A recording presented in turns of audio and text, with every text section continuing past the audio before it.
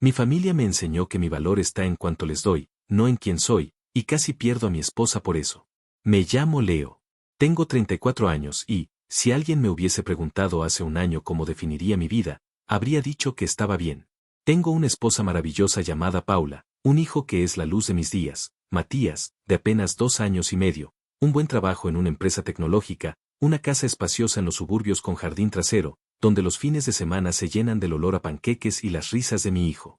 A simple vista, podría parecer que lo tengo todo. Pero lo que no se ve, y que apenas empiezo a entender yo mismo, es el enorme peso que he estado cargando desde que era niño. Un peso que no se llama otra cosa que culpa. Soy el hijo del medio. Mi hermana mayor, Laura, siempre fue la estrella, excelente estudiante, la primera en todo, la que se llevaba las felicitaciones de mis padres y los comentarios de orgullo en las reuniones familiares. Mi hermana menor, Camila, fue la consentida, la dulce, la frágil, la que necesitaba atención y cuidados. Y yo fui el equilibrio. El que no hacía mucho ruido, el que se adaptaba, el que aprendió, sin que nadie se lo dijera directamente, que si quería un poco de afecto, tenía que servir. Ser útil, resolver, no estorbar. Mi infancia no fue infeliz, pero estuvo marcada por esa sensación de tener que ganarme el cariño con esfuerzo. No podía fallar. Si mamá tenía un mal día, yo intentaba no molestar. Si papá estaba tenso, yo era el que le llevaba el periódico. A medida que crecí, eso se volvió parte de mi personalidad, el mediador, el que da sin pedir nada, el que sostiene a todos aunque se esté desmoronando por dentro. Y eso no cambió cuando me hice adulto. Cuando empecé a trabajar y gané mi primer sueldo, lo usé para pagar deudas de mis padres. Con los años, eso se convirtió en rutina. Yo cubría los servicios, ayudaba con las compras grandes, y cuando alguno de mis padres quería tomarse unas vacaciones para despejarse de todo, yo estaba ahí, financiando el escape. Con Laura era lo mismo. Cuando se divorció, le ayudé a pagar el alquiler. Con Camila, también, si necesitaba dinero para un curso, ropa, incluso un problema con el carro, yo aparecía como un cajero automático con sonrisa. Mi esposa Paula, desde que éramos novios, me observaba con un cariño mezclado con preocupación. Nunca me dijo que no ayudara, pero sí me pidió que aprendiera a poner límites. Al principio no entendía por qué eso me dolía tanto, porque la sola idea de decirle no a mi madre o a alguna de mis hermanas me provocaba un nudo en el pecho. Lo hablábamos de vez en cuando, pero no era una discusión constante.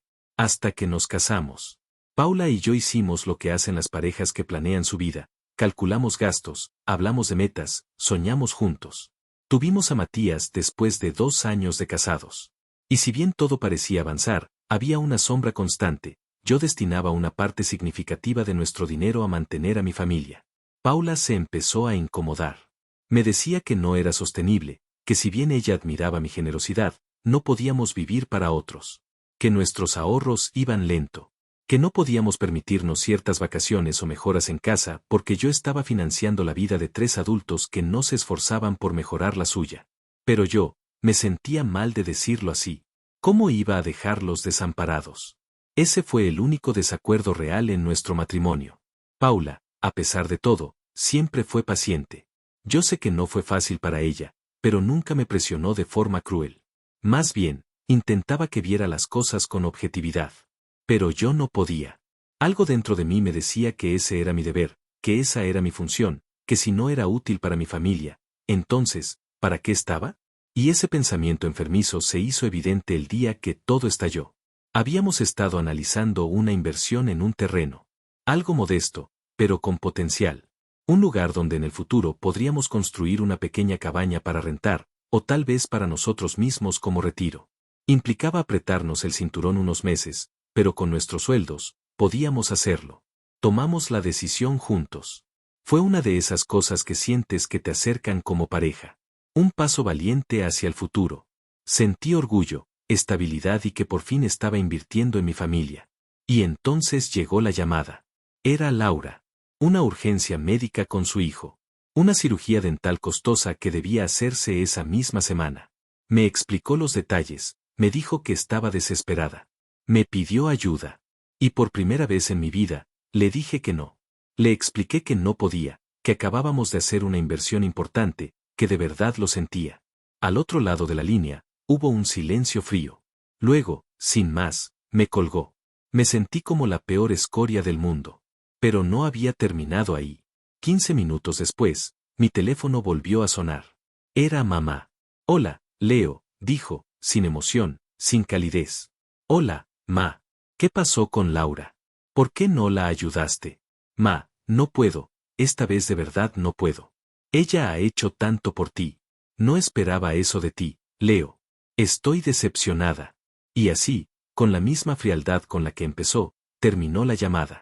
Me quedé en el sofá, con el teléfono aún en la mano. Como si me hubieran roto por dentro. Una parte de mí gritaba que no había hecho nada malo.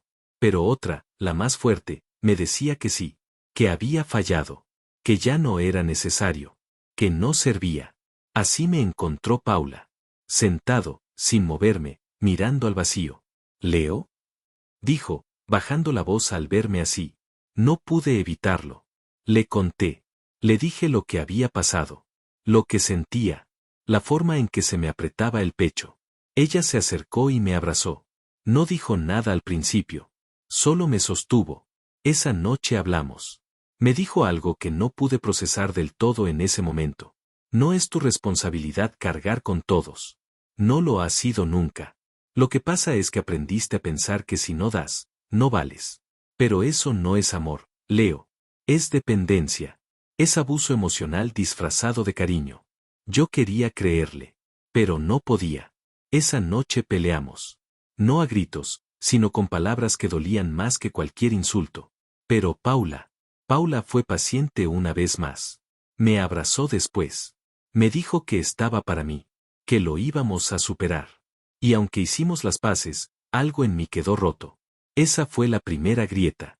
Y no sería la última. Actualización 1. Pasaron unas semanas desde aquella noche. Paula y yo seguimos adelante, intentando mantener la calma. Matías, ajeno a todo, se convirtió en mi refugio. Su risa, sus pequeñas manos aferrándose a las mías, me daban sentido cuando el resto de mi mundo se sentía confuso. Pero mi relación con mi familia ya no era la misma. Laura dejó de escribirme como solía hacerlo. Ya no me mandaba memes, ni noticias de su hijo, mi sobrino, que siempre me había hecho sentir como un segundo padre. Y mamá, solo me llamaba cuando necesitaba algo práctico. Nunca más preguntó cómo estaba yo, ni cómo estaba Matías. Mi papá, como siempre, seguía en su mundo, sin mucho que decir. Lo intenté. Llamé a Laura para hablar. Me respondió con monosílabos. Le pregunté cómo seguía su hijo. Me dijo que bien, que ya lo había resuelto. Y luego, sin siquiera despedirse, colgó. Me quedé mirando la pantalla, sintiendo como una parte de mí se quebraba un poco más. Después vino el cumpleaños de Camila, mi hermana menor. Paula me dijo que sería buena idea enviarle un regalo. Ella, pese a todo, siempre quería que mantuviera el contacto con mi familia. Escogimos un bolso bonito, costoso, que sabíamos que le gustaría. Hicimos el pedido online y lo enviamos con una tarjeta escrita a mano, firmada por los tres. Pasaron 2 días. Luego 3. Nada. Al cuarto día, Camila subió una historia en Instagram con una foto del bolso, sin mencionar quién se lo había regalado. En los comentarios, alguien le escribió, «Te lo mereces, qué lindo bolso». Y ella respondió, «Por fin alguien que me valora como merezco». No sé si fue mi ego o mi dolor, pero eso me dejó helado. Porque supe, en ese momento, que ni siquiera se sentía agradecida. Que el regalo había sido un recordatorio de lo que esperaban de mí, dar sin recibir. Esa misma noche, Paula me encontró de nuevo en el sofá. Esta vez no me quebré. Esta vez me enojé. ¿Sabes qué? Le dije. Siento que todo este tiempo no he sido un hermano ni un hijo. Solo he sido una billetera con nombre. Ella me escuchó, y luego se acercó, con esa ternura que a veces me desespera porque sé que tiene razón cuando yo no quiero admitirlo. Tú vales más que eso, Leo. Pero tienes que creértelo tú. No basta con que yo lo diga. Fue entonces cuando, por primera vez, mencionó algo que cambiaría todo. Tú tienes lo que los psicólogos llaman el complejo del hijo del medio. Siempre sintiendo que debes ganarte tu lugar, que si no resuelves, no vales. Y eso no es sano. No para ti, ni para nosotros. Has normalizado ponerte al final de tu lista. Y ya es hora de cambiar eso. Al principio, me molesté. Lo sentí como una etiqueta, como un diagnóstico que no había pedido. Pero en el fondo, sabía que tenía razón. Porque ese deseo obsesivo de ser necesitado me había costado mi paz, y casi me cuesta mi matrimonio. Fue entonces cuando Paula me propuso algo más, ir a terapia. Hazlo por ti. Y por nosotros también. Porque te amo, pero no puedo ver cómo te destruyes cada vez que tu madre o tus hermanas no te devuelven ni una décima parte de lo que tú les das. Esa noche no le respondí con palabras, solo asentí. Me quedé despierto mucho tiempo. Recordé cada vez que había sacrificado un deseo mío para cumplir un capricho de los demás. Cada vez que había mentido para justificar por qué no podía llevar a Paula a ese viaje, o por qué el coche que quería nunca se compró. Y por primera vez, no lloré por tristeza. Lloré por mí. Porque me di cuenta de que llevaba años negándome a mí mismo, con la esperanza de que, algún día, ellos me miraran como algo más que un proveedor. Y decidí que eso tenía que cambiar. Actualización 2. Tomé la decisión y busqué ayuda. Fue muy difícil. Durante días, estuve buscando excusas, que no tenía tiempo, que podía resolverlo solo, que ya estaba mejor. Pero una tarde, mientras manejaba de regreso a casa después de una jornada particularmente estresante en el trabajo, me encontré deteniéndome frente a una cafetería sin saber por qué. Estacioné. Entré. Y sin pensarlo demasiado, busqué en Google, terapia individual, salud mental, adulto mediana edad. Conseguí una terapeuta que ofrecía sesiones online. La contacté. Hicimos una cita para la semana siguiente. Paula me abrazó cuando se lo conté, como si hubiese estado conteniendo la respiración y al fin pudiera soltar el aire. Mi primera sesión fue incómoda. La terapeuta, Lisette, me pidió que me presentara, que hablara de por qué estaba ahí. Tartamudeé. Di vueltas. Hasta que finalmente lo dije.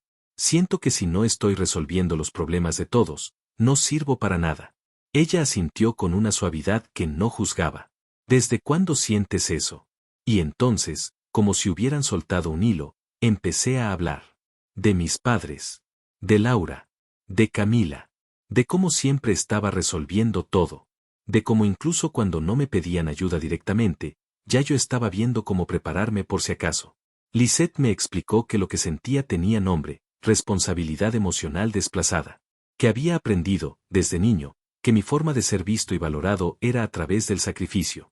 Que el complejo del hijo del medio no es un diagnóstico clínico, pero sí una construcción emocional real, ser el puente, el invisible, el que mantiene todo en equilibrio, sin que nadie lo note hasta que falta. ¿Y qué pasa si dejas de resolver? Me preguntó.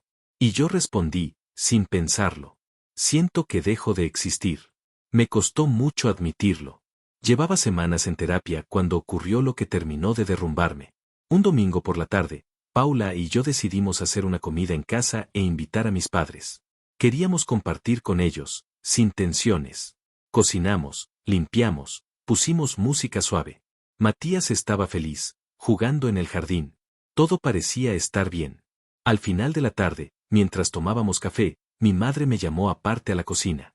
Con voz suave, me dijo, Leo, entiendo que tú ahora estás muy ocupado con tu casa y tus cosas.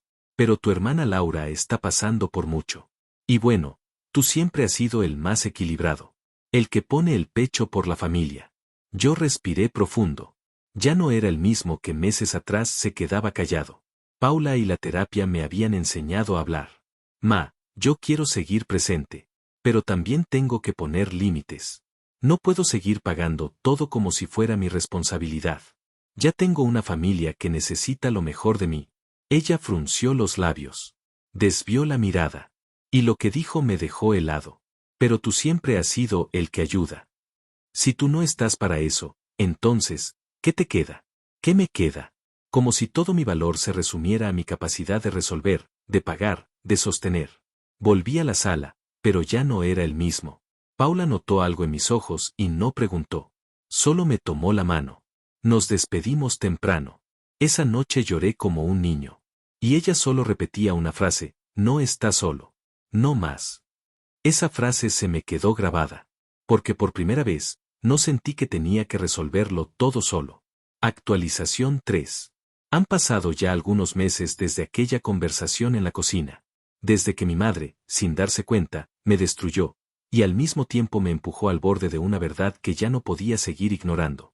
La terapia continuó, me dolía y me incomodaba en partes iguales. Algunas sesiones me dejaban agotado, otras en silencio por horas. Pero me estaba descubriendo. Aprendí que había una versión de mí que solo existía para ser útil, y otra, muy adentro, que apenas estaba empezando a nacer. Esa versión que no se medía por el dinero que entregaba, sino por lo que sentía, lo que soñaba, lo que necesitaba. En una de las sesiones, le conté a Lisette que me sentía culpable cada vez que decía no. Que el solo hecho de ver la palabra escrita me revolvía el estómago. Ella me dijo algo que anoté y pegué en la puerta de mi closet. Decir que no es un acto de amor propio. Quien te quiere por lo que das, no te quiere a ti. Quiere tus recursos. Tu amor no debe ser una transacción. Fue entonces cuando tomé una decisión radical, pero necesaria, dejar de financiar a mi familia. No de golpe ni de forma rencorosa, pero sí con firmeza. Hablé con Laura. Le dije que la amaba, que admiraba su fuerza como madre soltera, pero que ya no podía ser su respaldo económico. Que era momento de que cada quien asumiera su vida con responsabilidad. Su respuesta fue la esperada. Ok, Leo. Cuando necesites algo, recuerda esto. Me dolió. No te voy a mentir. Pero no me rompió. Con Camila fue distinto. Se mostró más comprensiva, aunque distante. Lo entiendo, dijo. Pero no volvió a escribirme en semanas. Mi madre, simplemente se limitó a no tocar el tema nunca más. El silencio fue su castigo. Pero por primera vez, no me sentí culpable. Me sentí libre. Me sentí dueño de mi energía. Con Paula, mi relación floreció como no lo había hecho en años. Comenzamos a planificar nuevas metas juntos. Nos dimos unas pequeñas vacaciones, solo nosotros tres. Matías, Paula y yo. Y mientras lo veía correr por la arena en la playa, entendí algo que me cambió para siempre. Yo no vine al mundo para ser útil. Vine para ser feliz. Hoy, sigo en terapia. No porque esté roto, sino porque estoy creciendo. Aprendí a amar sin cargar. Aprendí a escuchar sin resolver. Aprendí que decir no me convierte en un traidor ni una mala persona. Y que si tu familia solo te valora por lo que aportas, entonces es hora de redefinir lo que entiendes por familia. A veces, ser el hijo del medio significa sentirse invisible. Pero hoy, finalmente, me veo. Me reconozco, me doy cuenta que no soy solo eso. También soy un padre, un esposo y un ser humano que merece ser valorado y valorarse a sí mismo. Y eso vale más que cualquier transferencia. Para seguir disfrutando de historias como esta, recuerda suscribirte, darle like a este vídeo, comentar y compartir.